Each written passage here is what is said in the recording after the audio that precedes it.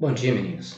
Na nossa aula de hoje, dando continuidade à primeira que já iniciou na semana passada, Hoje nós vamos dar início falando sobre a modernização da agricultura no Brasil e a estrutura fundiária. Aqui, como nós podemos observar, ocorre no Brasil uma má distribuição de terra. Como nós percebemos isso? Observe para você ver, menos de 100 hectares de terra. Corresponde aí praticamente 25 alqueires de terra. Isso corresponde, em número de porcentagem de estabelecimentos, 89,4% de números de estabelecimentos. Mas a área que ela abrange não chega mais de 20%. De 101 a 1.000 hectares, ou seja, que já são propriedades aí que em torno de 250 alqueires de terra, em número de estabelecimentos elas correspondem 9,4%, ou seja, em números elas são poucas, mas ela abrange uma área espacial de terra que corresponde a 34,8% das terras produtivas do Brasil. Com mais de 1.000 hectares, em número ela corresponde a 1,2%.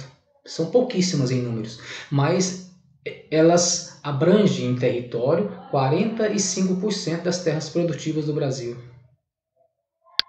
A partir então de meados do século XX, em torno de 1960, inicia no mundo, inclusive no Brasil, o que nós denominamos de Revolução Verde, após a Segunda Guerra Mundial.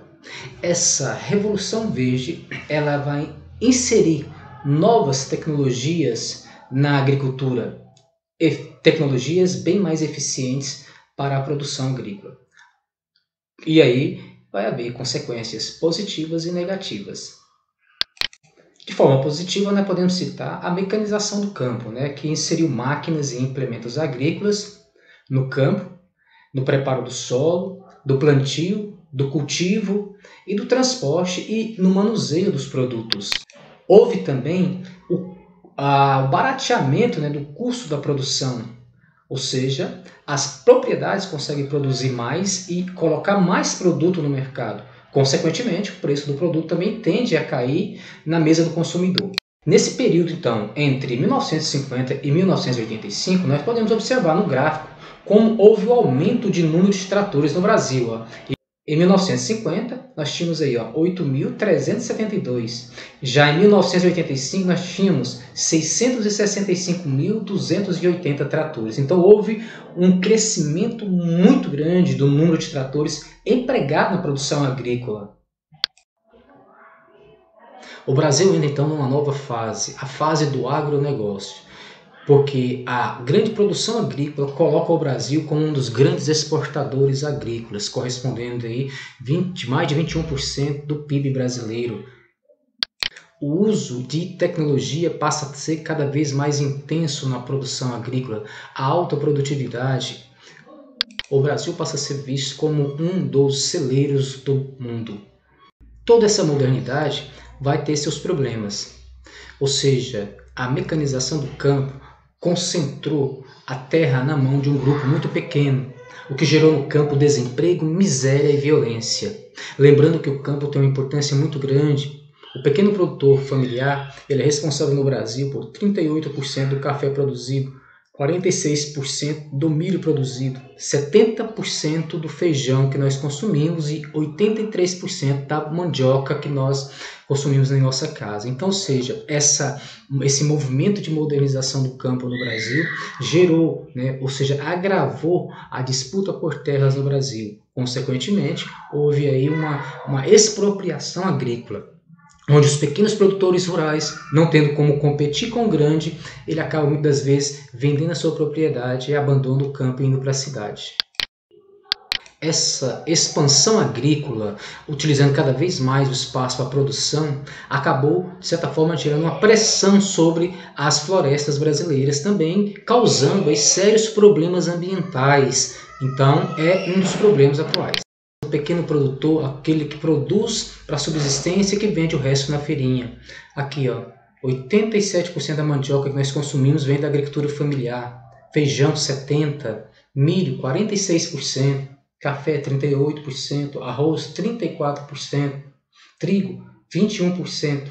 soja 16%. Então é esse produtor pequeno que produz lá no campo, ele também tem uma importância muito grande. E é esse que aos poucos está sendo expropriado do campo pelo avanço da tecnologia, pela modernização da agricultura, que a cada dia mais aumenta no campo. Surge no campo, então, dois tipos de agricultura também. Orgânica, aquela que vai utilizar a matéria orgânica, né, adubos como as fezes de animais, para adubar e plantar as leguminosas, né, e as geneticamente modificadas, que são aquelas que vão para laboratório, onde vai sofrer todo um processo, né, de estudo científico. Os produtos geneticamente modificados, eles ainda são uma controvérsia, né, porque não há um estudo definitivo a longo prazo que possa dizer se ele vai fazer bem ou mal para a saúde humana, mas muitos países do mundo, inclusive o Brasil, são grandes produtores de agricultura transgênica, onde aquela semente ela foi modificada em laboratório, né? Ela vai receber uma resistência a determinado tipo de praga, ou seja, para ela poder se desenvolver em determinada região. O produto transgênico vem com esse triângulo amarelo com um T no meio. Significa que esse produto ele é geneticamente modificado em laboratório. Isso acontece com derivado de soja, derivado de milho, derivado do trigo, derivado de vários produtos que são produzidos no campo. Quando você vê esse triângulo amarelo com um T, significa que ele é transgênico, ou seja, ele sofreu uma mudança na genética dele lá atrás no processo da sua produção lá.